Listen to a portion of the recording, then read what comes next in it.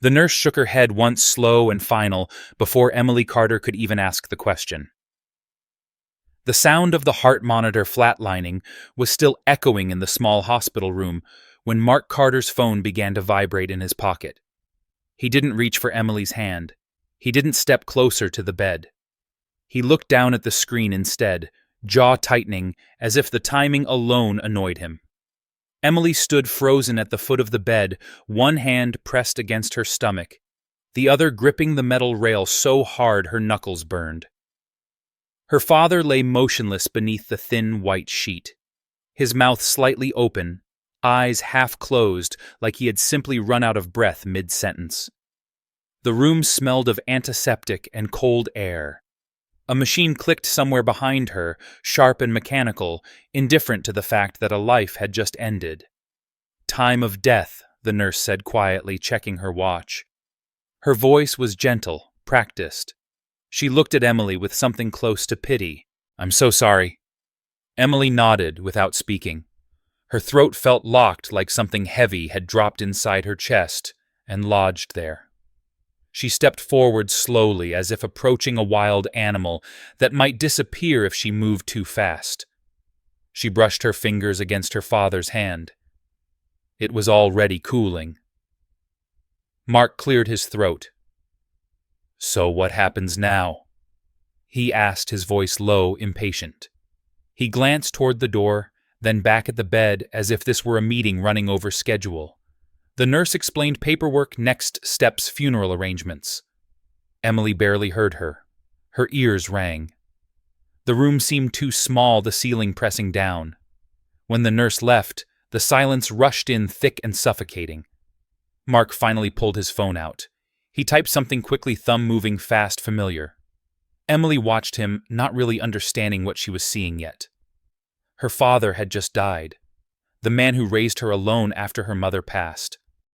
The man who taught her how to change a tire, how to balance a checkbook, how to keep her head down and her words solid. And Mark was texting. "You ready?" he asked. She turned slowly. "Ready for what?" "I told Rachel I'd be back tonight," he said, not looking at her. "I can't cancel again." The name hit her like a slap. Rachel. He had mentioned her before, always casually. A colleague, a project lead, someone important, someone who understood pressure. "My dad just died," Emily said. The words sounded strange out loud, flat and unreal. "I know," Mark replied, "and I'm sorry.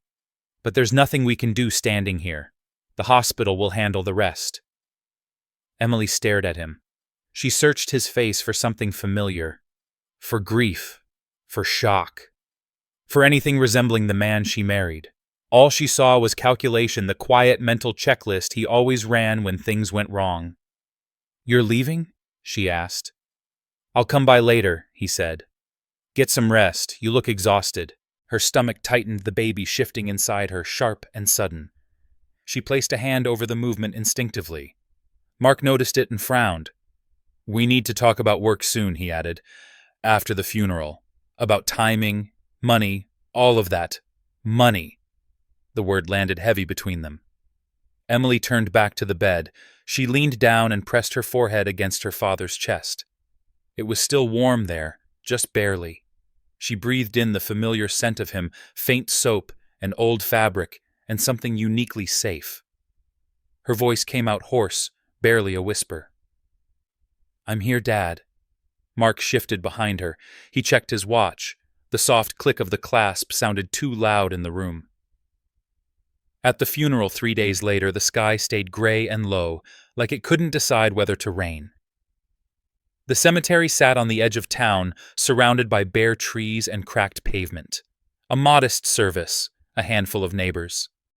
2 men from the maintenance company where William Carter had once worked, standing stiff in borrowed black coats. Emily stood beside the grave, dressed in a black coat that no longer closed over her stomach. The wind cut through the fabric, cold and sharp. She didn't notice. She watched the casket lower slowly into the ground, the ropes creaking under the weight. The sound settled somewhere deep inside her. Mark stood a few steps away, phone in hand again. He glanced up when the pastor spoke, nodded at the right moments. When it was over, he leaned in and kissed Emily's cheek light and quick. "I have to take this," he murmured. "I'll meet you at home." She didn't respond.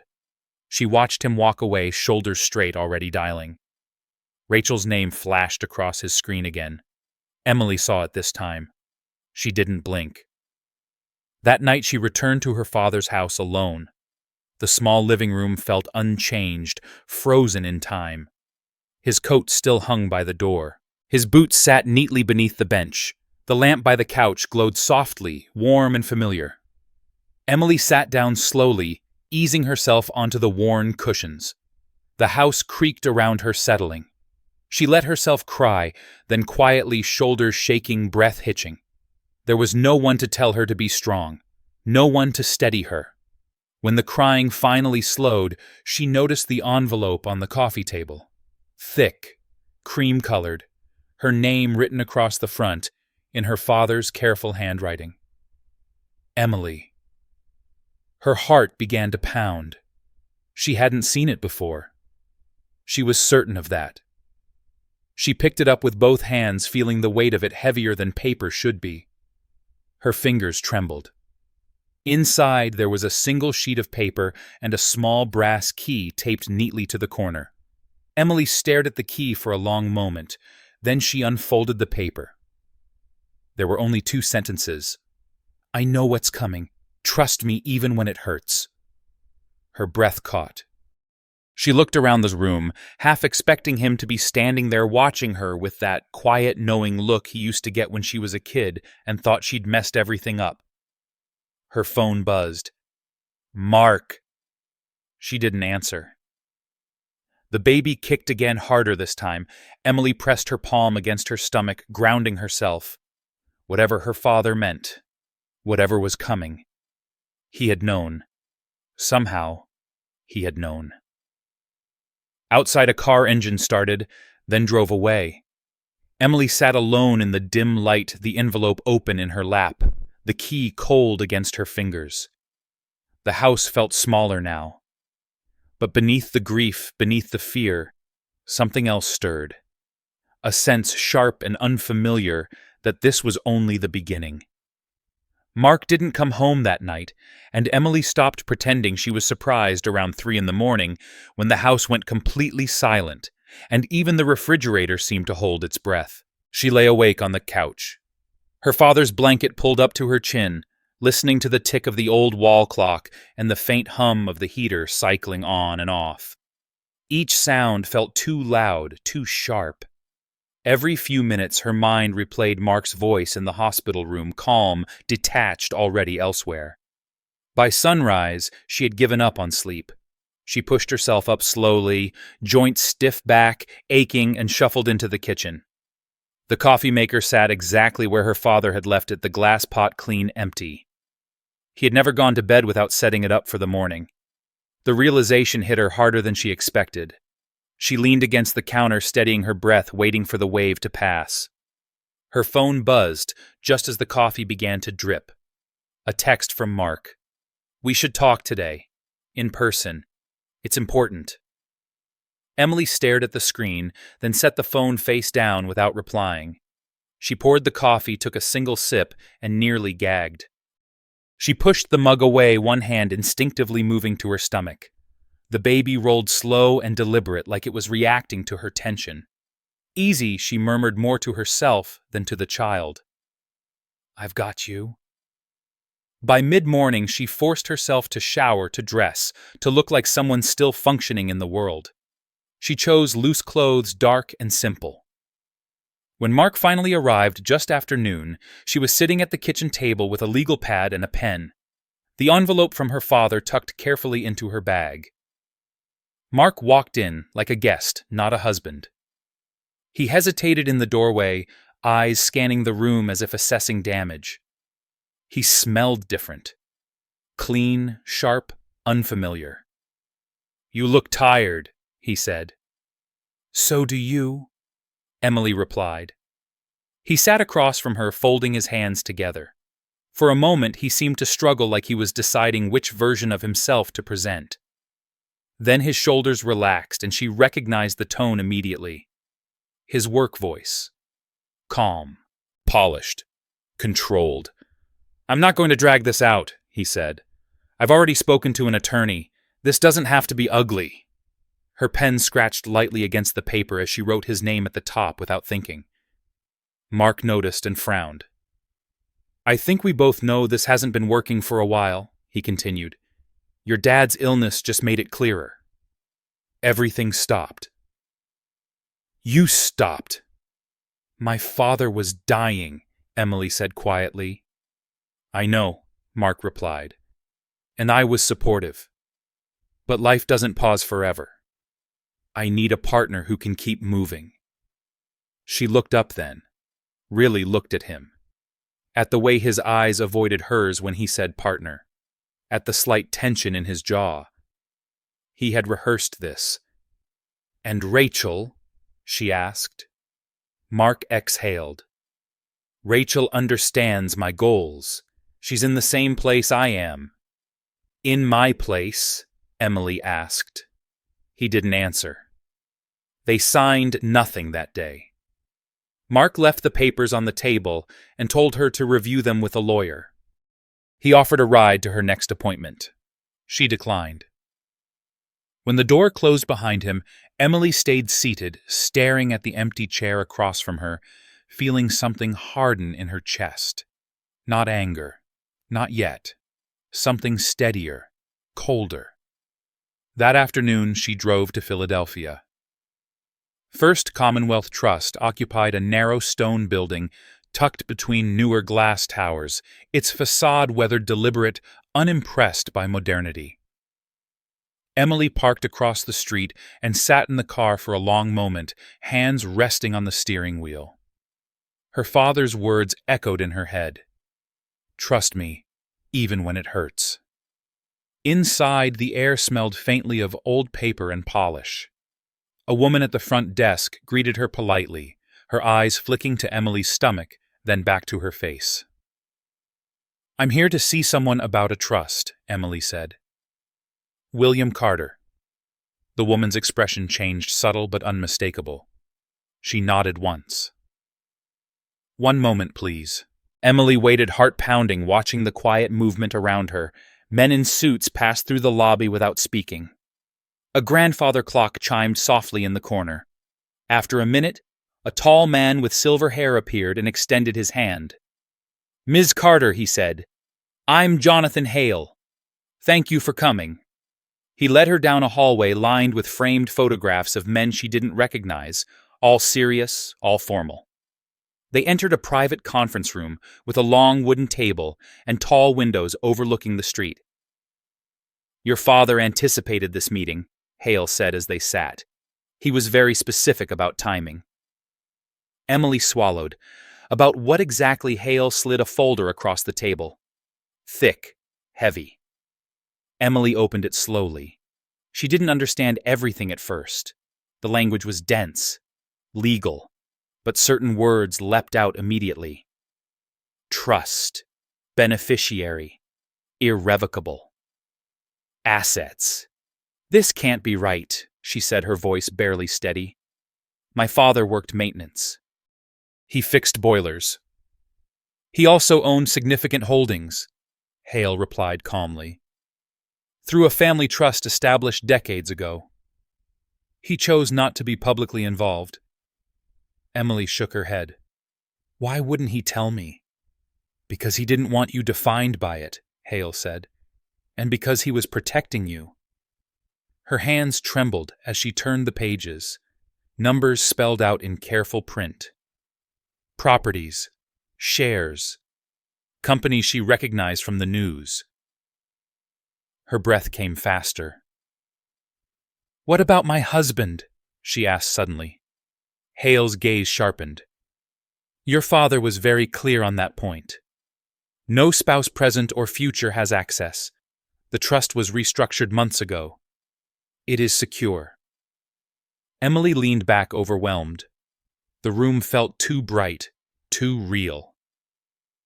Hale continued, There's more. But you don't need to absorb it all today. We'll move at your pace. When Emily left the building, the city felt different. Louder. Faster. She sat in her car again, gripping the steering wheel, trying to reconcile the man who taught her how to stretch a dollar with the documents now sitting in her bag. Mark called twice on the drive home. She didn't answer. That evening, Rachel posted a photo. Mark saw it first scrolling through his phone while sitting alone in his apartment. Rachel stood beside him in the picture, smiling, confident, her hand resting possessively on his arm. The caption was short, "New chapter." Mark hesitated before liking it. He told himself it was fine, necessary even. A signal. When his phone buzzed again, he expected congratulations. Instead, it was a message from his attorney. "She met with First Commonwealth Trust today." Mark stared at the screen. A chill crept up his spine. Across town, Emily sat at her father's kitchen table, the folder opened the envelope beside it. She reread the 2 sentences he'd left her slowly, deliberately. Outside, the sky darkened as evening settled in. Her phone buzzed. Mark's name flashed on the screen. This time she answered. "We need to talk," he said, his voice tense. "Yes," Emily replied, her tone even, her hand resting over the steady movement beneath her ribs. "We do." She hung up before he could say anything else. Mark arrived unannounced, just after sunset, his knock sharp and impatient, the kind that assumed the door would be opened. Emily was standing at the sink when she heard it rinsing a plate she hadn't used the water running too long. She turned it off slowly, wiped her hands on a towel, and walked to the door without hurrying. When she opened it, Mark stood there with his jacket still on, phone in hand, eyes scanning past her shoulder into the house like he was checking for witnesses. His smile appeared a beat too late. "You didn't answer my calls," he said. "I was busy," Emily replied. He stepped inside without waiting for an invitation. The house seemed to shrink around him, like it remembered everything he had already abandoned. He stopped in the living room, noticing the envelope on the table, the folder peeking out of Emily's bag. So he said, turning back to her, "First Commonwealth Trust." Emily didn't react. She leaned against the wall, arms folded loosely, protecting her balance more than her body. "I didn't realize your father had arrangements." Mark continued, choosing his words carefully. "You could have mentioned it." "You didn't ask," Emily said. His eyes narrowed slightly. "My attorney said they wouldn't even confirm details." "That's unusual. That's because it's not your business." The silence stretched. Mark exhaled, running a hand through his hair. "Look, I don't want this to turn hostile. Whatever your father left you, that doesn't change what we discussed. The divorce, the timeline." "Doesn't it?" Emily asked. Mark hesitated. "No, it shouldn't. This is about us, or what's left of it." Emily felt the baby shift again, slow and steady like a reminder. She placed a hand on her stomach without thinking. Mark noticed and looked away. "I'm not trying to hurt you," he said. "But I won't apologize for wanting more." More than what Emily asked quietly. Than a wife taking care of her dying father. Than a child who isn't even born yet. Mark's jaw tightened. "Rachel doesn't see things that way." Emily nodded once. "I'm sure she doesn't." He took a step closer. "She thinks we rushed things. She's concerned about appearances." Emily almost smiled. "Is she?" "Yes," Mark said, defensive now. "She has a reputation. We both do." Emily straightened. "Then you should probably leave." Mark looked at her. Really looked at her, as if seeing her for the first time. Something unreadable crossed his face. Then he nodded. "Fine," he said. "But don't make this harder than it needs to be." After he left, the house felt quieter than before. Emily locked the door, leaned back against it, and closed her eyes. Her breathing slowed, controlled, measured. She stayed there until the sound of his car faded completely. The next morning, Emily met with Jonathan Hale again, this time joined by a woman named Margaret Lewis, a trustee with sharp eyes and a voice that carried authority without effort. They spoke for hours about structures, about timelines, about discretion. "You will not be announcing anything," Margaret said, hands folded neatly on the table. "Not yet." Emily nodded. "I don't want attention." "You don't want noise," Margaret corrected. "Attention is inevitable." They discussed contingencies, security, media protocols. Emily listened carefully, asked questions, took notes. The shock had worn off. What remained was clarity. That afternoon, Mark sat across from Rachel in a restaurant downtown, the kind with low lighting and menus without prices. She stirred her drink slowly, eyes fixed on the glass. "She went to the trust office," Mark said. Rachel looked up sharply. "How do you know my attorney called?" "They stonewalled him." Rachel's lips pressed together. "That's not normal." No, Mark agreed. Rachel leaned back, studying him. "You said her father was maintenance, that he barely had savings." "That's what I knew," Mark replied. "That's what he showed." Rachel didn't respond immediately. She pulled out her phone, scrolling quickly, fingers precise. "I ran a check this morning," she said. "Nothing obvious. But there are gaps. Old shell entities, closed records." Mark felt a flicker of unease. "What does that mean?" "It means," Rachel said carefully, "that her father knew how to disappear." That night, Emily sat alone in her father's living room again, the same lamp casting the same warm glow. She held the envelope in her hands, tracing the indentation of her name. She thought about the man who had packed her lunch every morning, who had taught her to look people in the eye, who had never once complained. "You knew," she whispered. "You knew exactly who I married." Her phone buzzed. A message from an unknown number. "Emily Carter. This is Rachel Monroe. I believe we should speak, for everyone's sake." Emily stared at the screen for a long moment. Then she typed a reply. "No." She set the phone down and rested both hands on her stomach. The baby kicked strong and insistent. Emily smiled faintly. In the weeks that followed, things moved quietly. Papers were signed. Lawyers spoke instead of people. Mark's calls went unanswered. Rachel's messages stopped coming. Emily focused on her health, her appointments, the slow rhythm of preparing for a child while the rest of her life rearranged itself behind the scenes. Then the invitation arrived. Cream-colored cardstock. Heavy. Elegant. The Carter Foundation, it read. A private benefit dinner in New York. Limited attendance. Mark saw it on Rachel's desk first. She held it up, eyes bright.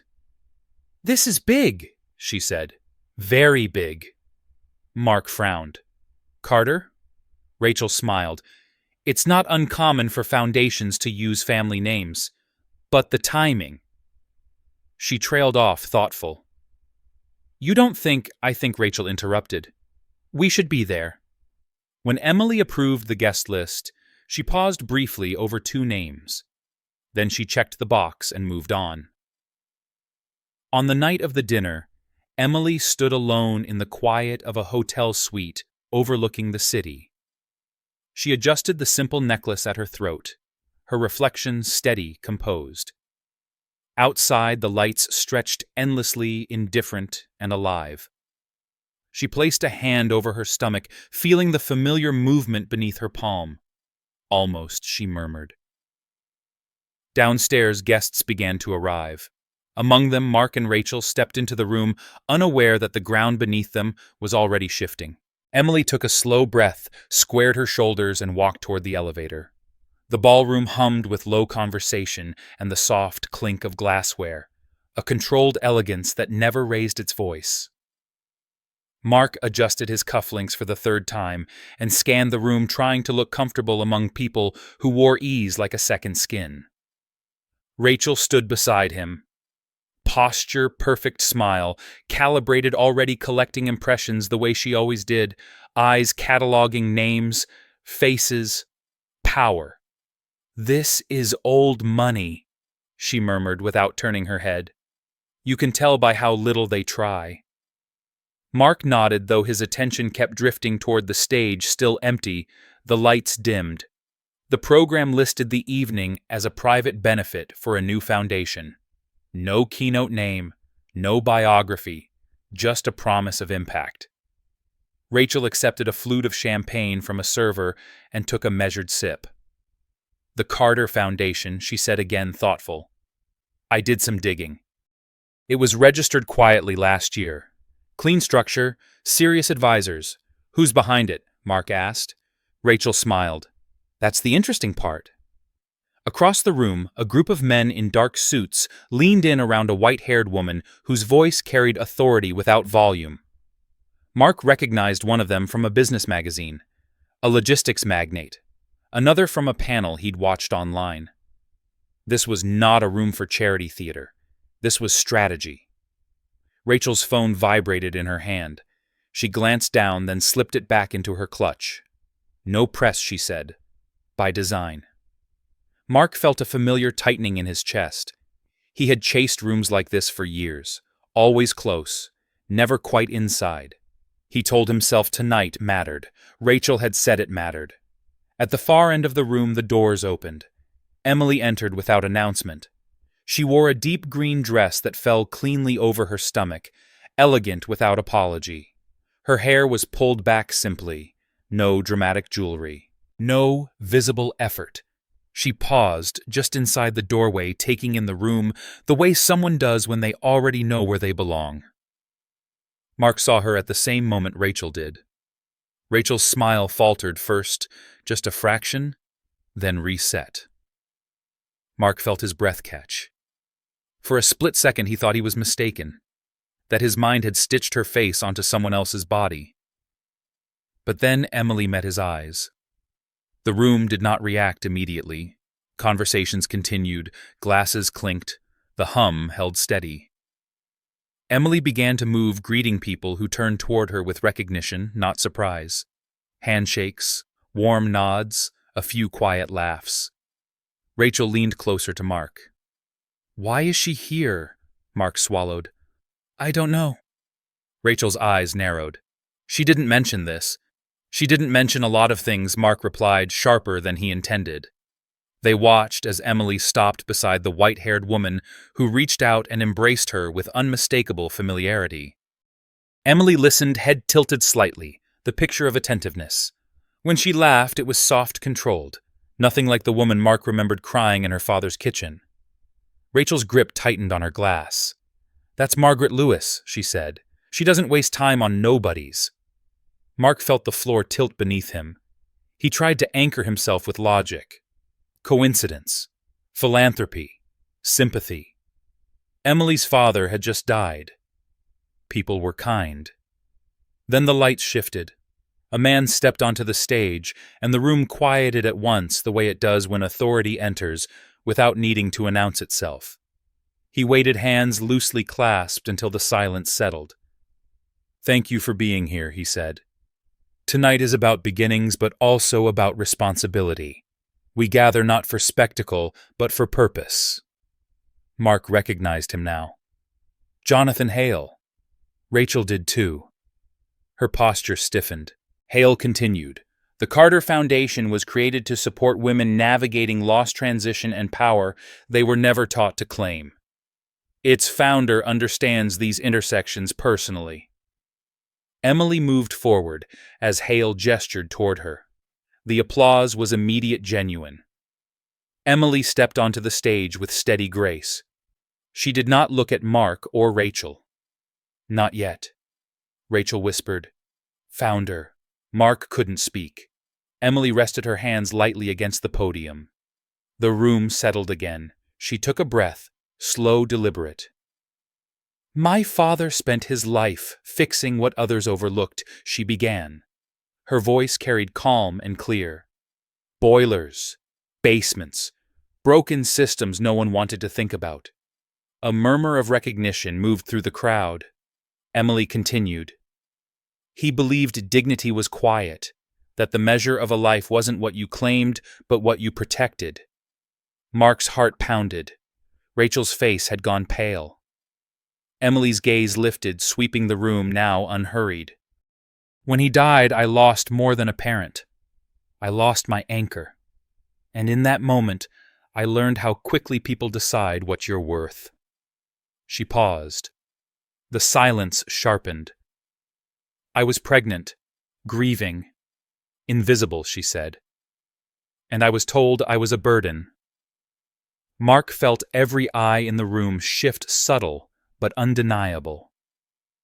Emily's eyes found his then. Just for a second. Enough. The foundation exists because no one should have to discover their value at the moment someone else walks away, she said. The applause came again, louder this time. Mark felt heat crawl up his neck. Rachel stared at the stage lips parted, calculating furiously. Emily finished her remarks without drama. No numbers, no declarations. Just intent. As the crowd surged forward to congratulate her, Mark stood frozen. Rachel recovered first. We need to talk to her, she said. Now. They approached as Emily accepted handshakes, her attention precise, generous. When Mark finally stood in front of her, she did not step back. Emily, he said, forcing to smile. I didn't realize. No, she replied evenly. You didn't. Rachel stepped in. Emily, this is extraordinary. We had no idea about your foundation, about your reach. Emily turned to her. You didn't ask. Rachel's jaw tightened. We should connect. There could be alignment. Emily studied her for a moment. There could have been. Mark opened his mouth, then closed it. The room felt too tight, the air thick. He noticed people watching now, curious, attentive. Emily inclined her head slightly. Excuse me, she said, and moved past them, swallowed by supporters. Rachel exhaled sharply. What the hell just happened? Mark didn't answer. He watched Emily across the room, surrounded, composed, untouchable. The realization settled in slowly, painfully. He had not left a woman with nothing. He had walked out before understanding what she carried. As the night wore on, Mark and Rachel faded to the edges of the room, the center no longer available to them. When they finally left the city, lights seemed harsher, less forgiving. Above them, in the quiet of the hotel suite, Emily stood by the window, one hand resting on her stomach, the other holding a glass of water she hadn't touched. The city stretched below, vast and indifferent. She felt tired, grounded, unfinished. Soon she whispered not to the room, but to the steady presence within her. Outside, traffic moved in endless lines, unaware that a reckoning had already begun. The next morning broke gray and heavy, the kind of sky that pressed down on the city and made even the tallest buildings feel temporary. Mark woke with the taste of champagne still sour in his mouth, and the echo of applause ringing like a verdict he hadn't been meant to hear. He lay still for a moment, staring at the ceiling of Rachel's apartment, replaying the night frame by frame, searching for a moment where he could have stepped differently, spoken differently, stayed ahead of what was coming. Rachel was already awake.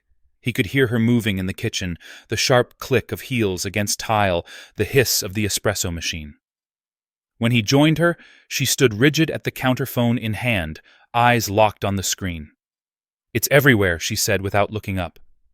Mark leaned over her shoulder. Headlines scrolled past, careful, restrained, unmistakable. A quiet foundation launch. A new philanthropic force. A founder whose story carried weight without spectacle. They didn't name numbers, Mark said. They don't have to, Rachel replied. The names attached say enough. She set the phone down and finally turned to him.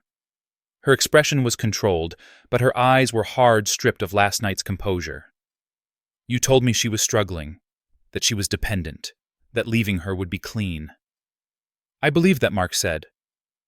Rachel's laugh was sharp, humorless. You believed what was convenient. The words landed heavy. Mark felt something in his chest tighten, the familiar instinct to defend himself, rising automatically. You pushed me to move fast, he said. You said timing mattered. Rachel's jaw clenched. Timing always matters, but so does accuracy. The silence that followed was brittle. Mark stared at the counter at the faint ring of moisture left by her cup.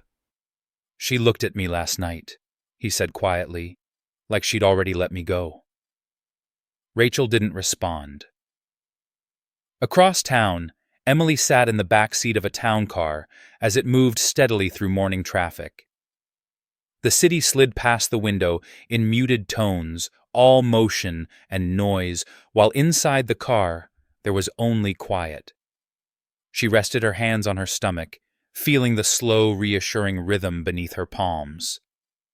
You did well, Margaret Lewis said from the opposite seat. You kept it clean. Emily nodded.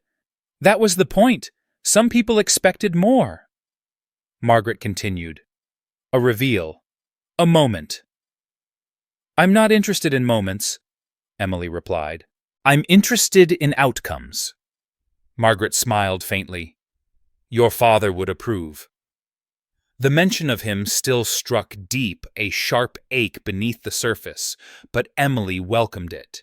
It reminded her why she was here, why she hadn't turned back. When they reached the office, Emily spent the morning in meetings. Not ceremonies, not congratulations. Real work. Programs outlined, budgets reviewed, names discussed with care. Each decision felt deliberate, grounded like placing stones one by one across a river. By early afternoon, Jonathan Hale joined her, closing the door behind him. Your ex-husband has been making calls, he said. Emily looked up. To whom? Anyone who will listen, Hale replied. He's asking questions about governance, about eligibility, and Emily asked. Hale met her gaze. He has no standing. Emily nodded once. Good. Later, alone in the quiet of the office, Emily allowed herself a moment to sit back and breathe. The chair creaked softly beneath her weight. She thought of the kitchen in her father's house, of the envelope of the key cold against her fingers. She thought of the man who had raised her to prepare without showing her hand. Her phone buzzed. Mark. She watched it ring until it stopped. Across the city, Mark sat in his car outside a law office he hadn't planned to visit that morning. He gripped the steering wheel, jaw tight, staring at the glass doors. He told himself he was being rational, that he needed information, clarity, control. Inside, the attorney listened carefully, then leaned back, fingers steepled. From what you've described, he said you have no claim. She was my wife, Mark insisted. And she is now your ex-wife, the attorney replied. The trust predates the dissolution. It's airtight. Mark felt something cold settle in his stomach. So that's it. That's it, the attorney said gently. That evening, Rachel didn't come home. She texted once, brief and precise. I need space. We'll talk later. Mark sat alone in the apartment. The walls too quiet. The city sounds muted through thick glass. He poured himself a drink and didn't taste it. For the first time, the thought crept in, uninvited, sharp and undeniable. He had miscalculated. Emily returned to her hotel room just after dusk. The day had drained her in a way that felt earned. She changed into comfortable clothes, kicked off her shoes, and stood by the window again. Below, the city pulsed with its usual indifference. A knock sounded at the door. She froze, then moved carefully, checking the peephole. Jonathan Hale stood in the hallway, expression unreadable. Everything all right, she asked. Yes, he said. But I thought you should know. Rachel Monroe resigned this afternoon. Emily absorbed that quietly. From where her position? Effective immediately. Emily nodded. No satisfaction rose, no thrill, just a calm acknowledgement of cause and effect. Thank you, she said. After he left, Emily sat on the edge of the bed, the room settling around her. She felt the baby move again, strong, insistent. She placed a hand over the curve of her stomach, grounding herself. "You're safe," she whispered. "We're safe." Outside, the lights of the city flickered on one by one, unaware of the small shifts happening behind closed doors. Somewhere across town, Mark sat alone staring at a phone that no longer rang, realizing too late that power didn't announce itself. It waited. It watched. And when it moved, it did not look back. The call came just after midnight, the phone vibrating against the nightstand like it carried bad news by design. Emily woke slowly, instinctively, steadying her breath before she reached for it. Jonathan Hale's name glowed on the screen. He never called this late unless something had shifted. "I'm sorry to wake you," he said when she answered. His voice was low, controlled, but there was an edge beneath it. "There's been a development." Emily sat up, one hand moving to her stomach. "What kind of development?" Mark Carter filed an emergency motion this evening, Hale said. "He's alleging non-disclosure during the marriage. He's requesting a temporary injunction to delay final asset transfers within the trust pending review." Emily closed her eyes. She had known this moment would come, not because Mark was clever, but because he was desperate. "Does he have a chance?" "No," Hale replied without hesitation. "But that doesn't mean he can't make noise." Emily exhaled slowly. "How loud?" "Loud enough to attract attention," Hale said. "Not the kind you want right now." She looked out the window at the city lights, blurred and distant. "What do you need from me?" "Nothing tonight," Hale said. "Tomorrow we prepare." The line went dead. Emily set the phone down carefully, as if any sudden movement might wake something fragile inside her. The baby shifted, a gentle reminder of weight and responsibility. She pressed her palm against the movement, grounding herself. Across town, Mark sat in the dim glow of his laptop, surrounded by scattered documents and half-empty glasses. His tie lay discarded on the floor.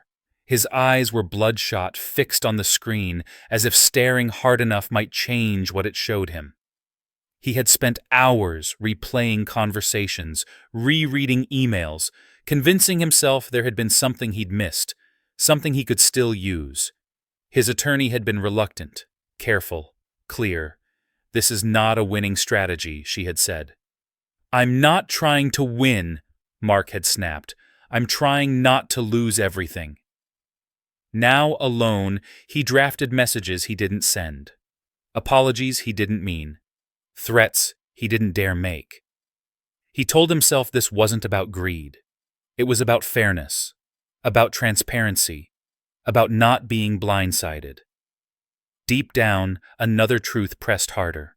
He couldn't stand the idea that Emily had moved on without him, that she had stepped into a world he'd chased for years without ever glancing back.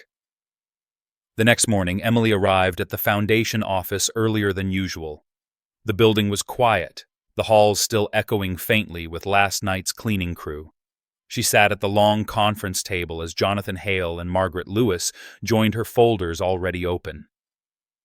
"He's pushing a narrative," Margaret said without preamble. "That you withheld material information during the marriage." Emily nodded. "He believed what he wanted to believe. And we have documentation to prove that," Hale added. "Your father structured the trust specifically to avoid marital entanglement. Everything was handled properly." "Then why do I feel like this isn't over?" Emily asked. Margaret met her gaze. "Because people like Mark don't retreat quietly when their self-image is threatened. He's not fighting for money. He's fighting for dignity." Emily considered that. "He left when I needed him most." "Yes," Margaret said gently. "Which is why he can't stand that you didn't collapse." By midday, rumors began to circulate. Quiet ones at first. Questions framed as concern. Speculation disguised as curiosity.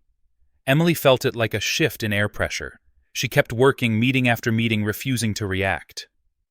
That afternoon, her phone buzzed with a number she didn't recognize. She let it ring. Then again. On the third attempt, she answered. Emily Mark's voice said, strained, unfamiliar, "We need to talk." "No," she replied evenly. "You can't just shut me out," he said. "This affects me. It affects our child," Emily corrected. "And that's the only reason I'm still listening." There was a pause. She imagined him running a hand through his hair, searching for the right angle. "I didn't know," he said finally. "About your father. About any of it. You didn't want to know?" Emily said. "You decided who I was worth based on what you could see." "That's not fair," Mark shot back. "You let me believe I let you be yourself," Emily said quietly. "You did the rest." Silence stretched between them, heavy and charged. When Mark spoke again, his voice had softened. "I made a mistake." Emily closed her eyes. "You made a choice." She ended the call. That evening, Emily attended a small dinner with potential board members, the atmosphere restrained, focused. Conversation flowed easily. Ideas were exchanged. Commitments hinted at but not demanded. She felt present, engaged, alive in a way she hadn't in months. One of the women across the table leaned in. "You seem remarkably calm," she said, "given everything." Emily smiled faintly. "Calm isn't the absence of fear," she replied. "It's the decision not to let fear steer." Later, alone again, Emily returned to her hotel room. She kicked off her shoes, sat on the edge of the bed, and let the day settle into her bones. The baby moved, a slow, rolling sensation that made her laugh softly despite herself. "You're stubborn," she whispered. "Just like your grandfather." The next morning brought escalation. A legal notice. A thinly veiled media inquiry. Mark's motion had been flagged by a financial blog, the language cautious but suggestive. Anonymous sources. Questions about secrecy. About marriages and money. Emily read the article once, then set her phone down. Jonathan Hale called minutes later. "We expected this." "I know," Emily said. "Do you want to respond?" he asked. Emily considered the question, thought of her father's quiet dignity, of the way he had fixed things without needing credit. "No," she said. "Not yet." That afternoon, Mark stood outside the foundation building, watching people move in and out with purpose. He felt like an outsider looking through glass. His phone buzzed. Rachel's name flashed. He answered immediately. "Rachel. This is a mess," she said, her voice cold. "Your mess." "I'm trying to fix it," Mark said. "You can't fix this," Rachel replied. "You misjudged her, and now everyone knows." The line went dead. Mark stood there for a long moment, the city moving around him, indifferent. For the first time, the full weight of what he'd done settled in. Not the money, not the loss of status. The realization that he had walked away from something solid, something real, because it didn't glitter. Inside the building, Emily finished her meeting and stood by the window watching the street below. She saw Mark there, small and uncertain among the crowd. She felt no triumph, only distance. She turned away, hand resting protectively over her stomach, and walked back into the work waiting for her. The noise outside faded, replaced by the steady rhythm of decisions of building something that would outlast regret. Somewhere deep within her, a quiet certainty took hold. Whatever came next, she would meet it standing. The hearing was scheduled for 9 in the morning, and by 8:45, the hallway outside the courtroom already felt too narrow, the air thick with perfume, coffee, and quiet judgment. Emily arrived early, escorted by Jonathan Hale. Her steps measured, her face calm. She wore a navy dress that didn't try to impress anyone, her hair neatly pinned back. Her hand rested briefly on her stomach as she walked, a small grounding gesture she didn't bother to hide. Mark arrived late. He rushed down the hall with papers tucked under his arm, tie, crooked eyes darting as if the building itself had shifted overnight. When he saw Emily, he slowed, straightened, tried to recover something that looked like confidence. It didn't quite land. Their eyes met. Emily's expression didn't change. Mark looked away first. Inside the courtroom, the judge reviewed the motion with visible impatience. Hale spoke calmly, precisely, laying out timelines, documents, intent. Margaret Lewis sat behind them, posture still unreadable. Mark's attorney argued necessity, fairness, the right to discovery. The words echoed hollowly against the wood-paneled walls. When the judge finally spoke, it was brief. The motion was denied. No injunction, no delay. The trust stood. Mark exhaled sharply, a sound too loud for the room. Emily closed her eyes for half a second, then opened them steady. It wasn't relief she felt. It was confirmation.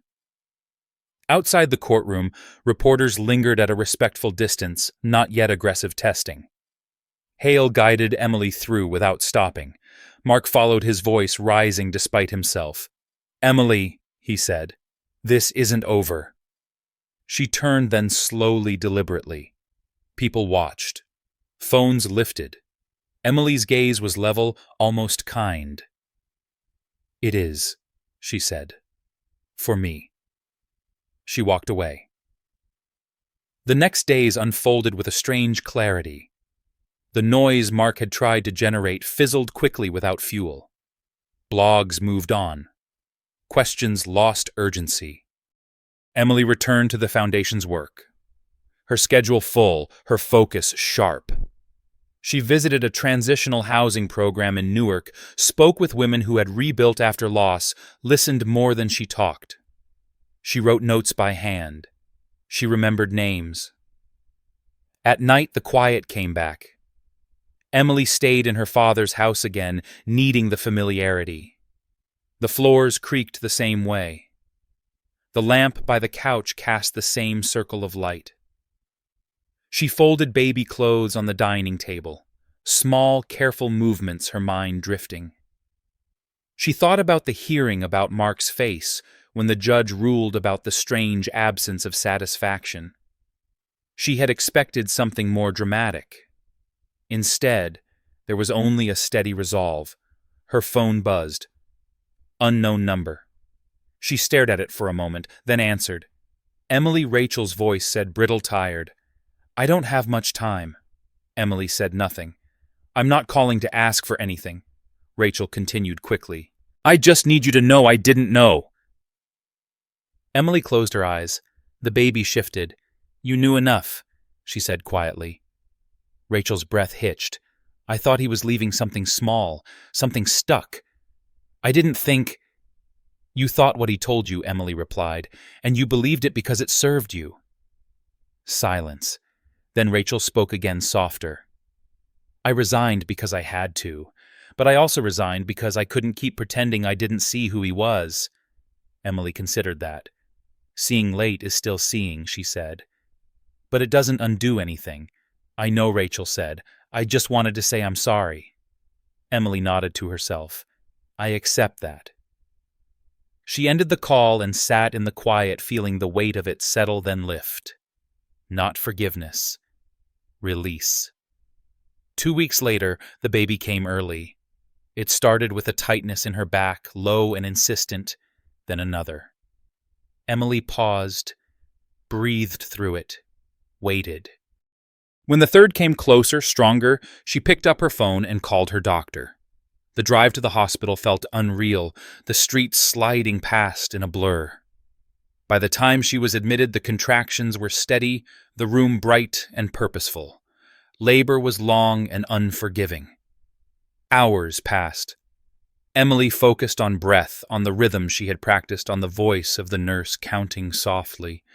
When the pain peaked, she thought of her father's hand steady and sure, guiding hers on a bicycle, running behind her as she wobbled, then letting go. "I've got you," she whispered, not sure to whom. When the baby finally cried, sharp and alive, Emily broke. Tears came fast, hot, unstoppable. They placed her daughter on her chest, small and warm and real. Emily pressed her face against the tiny head and breathed her in. "Hi," she said softly. "You're here." She named her Claire. Mark arrived 2 days later, escorted, nervous. He stood by the bed, hands clasped, staring at the baby with a mixture of awe and regret. Emily watched him carefully, weighing the moment. "She's beautiful," he said. "Yes," Emily replied. "I want to be involved," Mark said quickly. "I want to do this right." Emily met his eyes. "Then you'll follow the rules," she said. "You'll show up when you say you will. You'll keep your promises, and you won't confuse her with things you couldn't give me." Mark swallowed. "I understand." Emily wasn't sure he did, but she nodded anyway. Weeks turned into months. The foundation grew not loudly but steadily. Programs expanded. Partnerships formed. Emily learned how to lead without losing herself. Some nights she sat on the porch with Claire asleep against her chest, watching the neighborhood settle, feeling the weight of responsibility and the quiet strength beneath it. One evening Jonathan Hale visited. He held Claire, awkwardly smiling despite himself. "Your father would be proud," he said. Emily looked out at the street, the familiar houses, the soft glow of porch lights. "He already is," she replied. Across town, Mark packed his apartment into boxes, the walls bare, the future uncertain. He paused once, staring at a photo he hadn't thrown away. Emily laughing before everything fractured. He set it down face up, then closed the box. Life moved on. Not dramatically, not loudly, but forward. And in the quiet spaces between days, Emily felt something settle into place.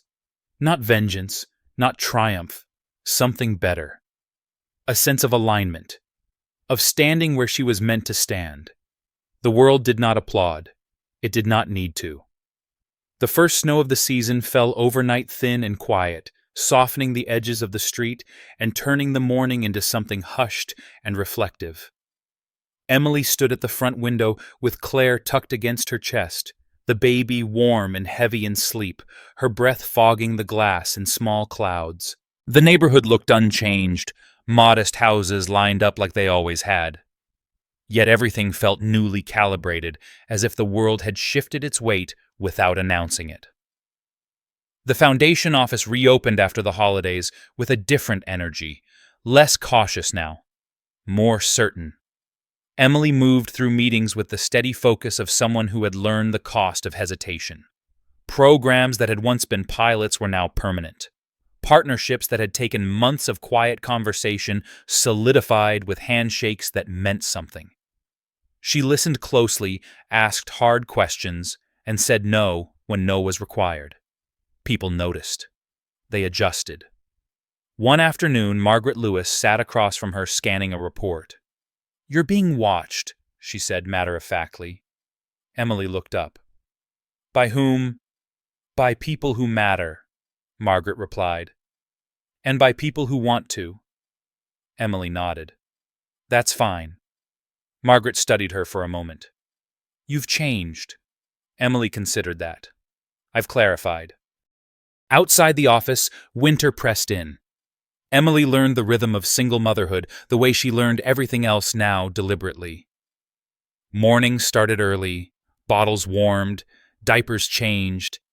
Emails answered one-handed while Claire slept against her shoulder. Some days felt endless. Others disappeared before she noticed them passing. In the quiet moments, grief surfaced unexpectedly, sharp and insistent. She welcomed it, let it move through her, then returned to the work waiting for her. Mark's visits became regular, predictable, supervised at first, then gradually less so as trust was earned in increments. He arrived on time. He brought diapers. He learned how to hold his daughter properly, awkward at first, then more sure. Emily watched without commentary, measuring effort over intention. One evening, as Mark prepared to leave, he paused by the door. "I know I don't say this enough," he said, "but thank you for letting me be here." Emily met his gaze. "Being here isn't a favor," she said. "It's a responsibility." He nodded, accepting the distinction. Rachel resurfaced quietly. No announcements, no public explanations. She took a consulting role in a different city, kept her head down, rebuilt what could be rebuilt. Once she sent Emily a handwritten note. It was brief, honest. Emily read it once, then placed it in a drawer and did not look at it again. The media attention never fully arrived. It hovered, circled, lost interest. Emily preferred it that way. She declined profiles. She redirected inquiries to the work. When pressed, she spoke plainly without embellishment. People listened. At a small luncheon hosted by a regional nonprofit, Emily found herself seated beside a woman in her late 60s, hands folded neatly, eyes sharp. They spoke quietly over soup and bread. "You remind me of myself," the woman said suddenly. Emily smiled politely. "In what way?" "In the way you don't explain yourself," the woman replied. "You let outcomes do the talking." Emily absorbed that. "I learned the hard way," the woman nodded. "We usually do." That night, after Claire was asleep, Emily sat alone at the kitchen table with a stack of mail. Bills, reports, invitations. She moved through them methodically, then paused at the bottom of the pile. A familiar envelope. Cream-colored. Heavy. She opened it slowly. Inside was a copy of her father's handwriting, something she hadn't seen before. A letter he had written years ago, never sent, addressed simply to Emily. Jonathan Hale must have found it among old files and decided the timing was right. Emily read it once, then again. He wrote about choosing a quiet life, not because it was easier, but because it was truer. About walking away from rooms where people measured worth by volume and learning to build value where no one was watching. About knowing she would face moments where being underestimated would hurt more than being opposed. "Let them misunderstand you," he had written. "It gives you room to move." Emily folded the letter carefully and placed it back in the envelope. She felt a familiar ache, softer now, less sharp. She placed the envelope in the drawer beside the one he had left her at the end. The following week, the foundation launched a new initiative focused on financial literacy for women over 50, those rebuilding after divorce loss or late life transitions. Emily insisted on pilot sessions, first small groups, real feedback. She sat in on the first one, listening as women shared stories of starting over, of fear, of resilience they hadn't known they possessed. When one woman looked at Emily and said, "I thought it was too late for me," Emily felt something tighten in her chest. "It's not," she said. "It's just different." Driving home that evening, the snow began again, thicker. This time the world narrowing to headlights and quiet determination. Emily thought about the path that had brought her here, the turns she hadn't chosen, the ones she had. She did not romanticize it. She honored it. At home, she found Claire awake, eyes wide, fists curled. Emily lifted her, gently feeling the small weight settle against her. She walked the living room slowly, rocking, humming a tune her father used to whistle without realizing it. "You'll have choices," she whispered, "and you'll make some wrong ones. That's okay. Just make sure they're yours." Months passed. The seasons shifted again. Claire learned to sit up then, to crawl, her laughter filling the house with something bright and unmistakable. Emily returned to the porch in the evenings when the weather allowed, watching the neighborhood wind down, neighbors waving, dogs barking in the distance. One night, Jonathan Hale called. "We've closed the final transfer," he said. "Everything is complete." Emily closed her eyes. "Thank you. There's nothing more for you to do on that front," he added. "You're free." Emily smiled to herself. Free had taken on a different meaning now, not absence of obligation, but alignment with it. She ended the call and sat quietly, Claire asleep against her shoulder. Outside, the streetlights flickered on, steady and reliable. Emily felt the weight of the moment, not as an ending, but as a settling. The kind that comes when you stop bracing for impact and start trusting your footing. She did not think of Mark, or Rachel, or the room she no longer needed. She thought of the work ahead, the life unfolding, the quiet power of choosing well. The snow fell again, gentle and persistent, covering old marks, leaving the ground ready for what came next. 5 years later, the school parking lot filled slowly under a pale September sun, minivans pulling in and out, parents lingering longer than necessary, the air charged with a mixture of pride and nervousness.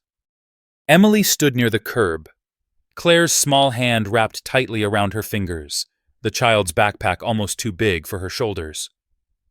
The building ahead was low and brick familiar in a way that reached back through time.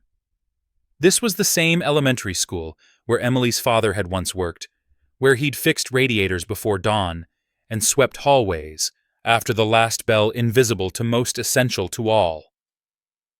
Emily felt the memory settle over her like a quiet benediction. Claire looked up at her eyes bright. "You're coming back, right?" Emily crouched, smoothing a curl behind her daughter's ear. "I'll be right here when you come out." Claire nodded, reassured, and skipped toward the line forming by the front doors.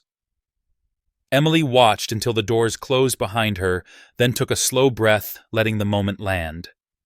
Mark stood a few steps away, hands in his pockets, posture tentative. He had arrived early, waited without hovering. Over the years, he had learned the difference. When Emily turned toward him, he offered a small, careful smile. "She's ready," he said. "Yes," Emily replied. "She is." They stood in silence for a moment, watching the flag ripple above the entrance. The quiet between them was no longer sharp. It carried history, consequence, a shared responsibility neither pretended away. "I've been meaning to say this," Mark said finally. "You built something real." Emily looked at him. He didn't mean the foundation. He meant the life. She nodded once. "I had help." Mark hesitated. "I didn't." Emily didn't soften the truth for him. "You chose differently." He accepted that with a tight nod. Over time, he had learned that Emily no longer needed his recognition to validate her choices. He shifted his weight, searching for something else to say, then stopped. The bell rang inside. The day moved on without them. Emily drove to the office after traffic light, the city unfolding in its usual patterns. The foundation headquarters had grown not in spectacle, but in reach. New programs had matured into systems. Pilot initiatives had become models, other organizations adopted quietly. Emily spent the morning in review sessions, listening more than she spoke, guiding where needed, trusting the people she had chosen. At noon, she stepped into a conference room where a group of women waited, all over 50, all navigating transitions of their own. Divorce after decades, widowhood, careers ending without ceremony. Emily did not stand at the head of the table. She took a seat among them. "We're not here to tell you who to become," she said. "We're here to give you tools and time. The rest is yours." Questions followed. Honest ones. Hard ones. Emily answered plainly without mythologizing her story. She spoke about learning curves, about patience, about the difference between visibility and value. The women listened, nodding, taking notes. When the session ended, one of them squeezed Emily's hand, eyes wet. "I thought power looked different," the woman said. "It does," Emily replied. "Up close." That evening, Emily returned home as the light softened the street, familiar and calm. Claire burst through the door when she arrived, chattering about crayons and names and a teacher who smiled with her eyes. Emily listened, shoes still on bag, forgotten, letting the sound of her daughter's voice fill the room. Later, after dinner and stories, Emily tucked Claire into bed. The child reached out, fingers curling around Emily's sleeve. "Grandpa would like my school," she said sleepily. Emily swallowed. He would. When Claire slept, Emily sat at the kitchen table with a cup of tea she would forget to drink. She opened the drawer where she kept the letters, the old envelope worn soft with time. She didn't read them tonight. She didn't need to. Their presence was enough. Her phone buzzed with a message from Jonathan Hale. A brief update. A grant finalized. A partnership renewed. Emily replied with a simple thank you. Across town, Mark closed his laptop at the end of a long day. His apartment was smaller now, quieter. He had learned to live within the lines he once dismissed. He paused by the window watching the city lights flicker on and felt a familiar ache, not of regret alone, but of understanding. Some lessons arrived only after the opportunity to choose had passed. Back at home, Emily stepped onto the porch, the night cool against her skin. Neighbors passed with dogs with groceries, with the unremarkable grace of ordinary lives. Emily leaned against the railing and breathed, feeling the steady ground beneath her feet. She thought of the woman she had been when she first stood at this window years ago, exhausted, bracing for loss she didn't yet know how to name. She thought of the choices that had followed the restraint it took not to announce herself, the discipline of letting outcomes speak. The phone rang. A number she didn't recognize. Emily let it go to voicemail. If it mattered, it would return. If it didn't, it would fade. She had learned to tell the difference. Inside the house settled the quiet, rhythmic, and kind. Emily closed the door and turned off the porch light. Tomorrow would bring meetings and school pickups and decisions that mattered to people she might never meet. She welcomed it. Before bed, she checked on Claire once more, smoothing the blanket, pressing a kiss to her daughter's forehead. Claire stirred, smiled, slept on. Emily stood in the doorway a moment longer, then stepped back, closing the door gently. The hallway light cast a soft line along the floor, guiding her back to herself. Power, she had learned, did not arrive with noise. It accumulated through consistency, through care, through the refusal to trade dignity for speed. It stayed because it was earned. Outside, the night moved on, unconcerned with titles or histories. Inside, Emily turned off the light and rested, ready for whatever came next. The morning Emily received the final report, the house was quiet, in the way only early hours can be when the world hasn't decided what it's going to demand yet.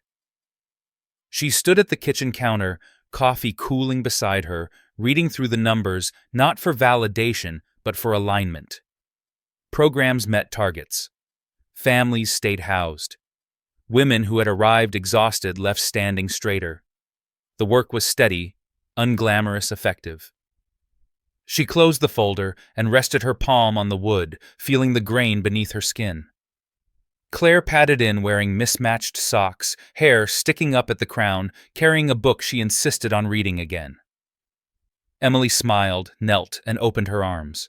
The small weight settled against her chest, warm and familiar. Outside, the street woke slowly, a garbage truck rumbling past a neighbor's radio, humming through an open window. Life, ordinary and precious, moved forward. Later that day, Emily drove to the old school. Not for ceremony, for maintenance. The boiler needed replacing. The principal met her at the door with a grateful nod, a clipboard tucked against her hip. They walked the halls together. The floors polished, the walls bright with student art. Emily paused at a corner where a photo hung, a black and white print of a man bent over a tool cart, caught mid-laugh by someone who had seen him, really seen him. She didn't linger. She signed the approval, thanked the staff, and left the building better than she found it. The parking lot was half full now, teachers arriving with coffee cups and tired smiles. Emily returned to her car and sat for a moment, hands on the wheel, letting the memory settle without taking over. That evening, the foundation hosted a small working dinner. No press, no speeches, just a table bread, still warm, voices overlapping as plans sharpened. Emily listened, interjected when needed, redirected, when conversations drifted toward ego instead of outcome. When the meeting ended, people left with clear next steps and a sense that the work mattered. That was enough. On the way home, her phone buzzed once. A message from Jonathan Hale. Another partnership secured.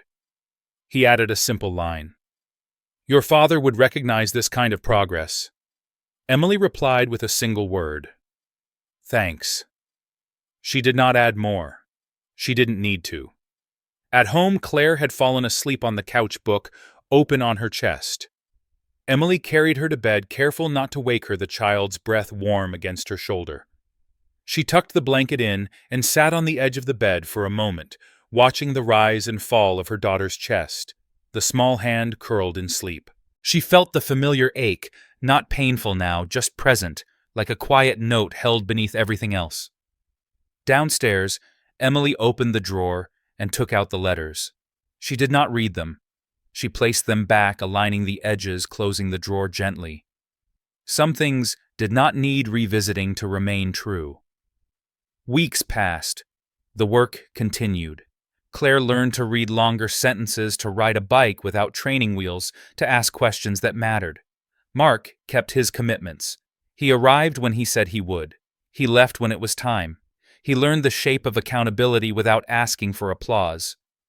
Emily acknowledged the effort without reopening doors that no longer existed. They shared what mattered. Nothing more. One afternoon, Emily stood at the window of the foundation office as rain traced thin lines down the glass. The city below moved as it always had, unremarkable and relentless. She thought of the woman she had been when grief hollowed her out, when being underestimated felt like a verdict instead of an opening. She had learned the difference, not through noise, through patience. Power had revealed itself to her slowly, like light returning after a storm. Not as permission to dominate, but as the capacity to choose well, to protect what mattered, to build, without announcing every brick. It stayed because it was grounded. It grew because it served. That night, after Claire was asleep, Emily sat on the porch with a cup of tea and listened to the neighborhood settle. A dog barked once, then stopped. A car door closed. Somewhere, laughter rose and faded. She breathed in, breathed out, steady and present. She did not think of revenge. She did not need it. She thought of continuity, of showing up again tomorrow, of the quiet dignity her father had modeled, the kind that did not require witnesses. She carried that forward now, not as inheritance, but as practice. Inside, the clock chimed softly. Emily stood, turned off the porch light, and closed the door. The house held its warmth. The night held its calm. She went to bed knowing exactly who she was and why it mattered. If this story stayed with you, let it. Tap like, subscribe for more stories shaped by dignity and consequence, and comment 3 words that matter to you. Live well always.